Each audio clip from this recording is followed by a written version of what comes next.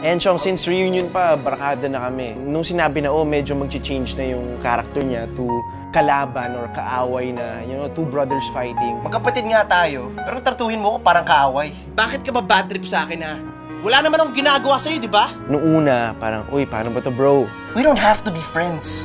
Basta huwag lang tayong magkaaway. In a way, it's exciting and it's fun. Ayaw mo masaktan. Huwag kang makialam. Sana, bumigay na yung puso mo. Si Enchong bilang leading man, saka katrabaho, marami ako natutunan kasi pagka-eksena mo siya, iba yung bato niya sa mata, iba yung pagbato niya ng linya. Alam ko, ang tingin mo sa akin kapatid pa rin. Tanggap ko yun. Pero sana wag mo naman isara yung puso mo. Kumbaga pagdating mo sa set, automatic yun, alam niyo na parang ito yung rapport ng dalawa, ito yung dapat niyong gawin, yung nuances niyo, kung paano kayo kumilos sa isa't isa. Automatic na, may ganun siyang factor. Mahal kita. Hindi bilang kapatid, higit pa sa pagkakaibigan. Sarah, mahal na mahal kita. Iba pag si Enchong kasama, mas at ease ako. So, yeah.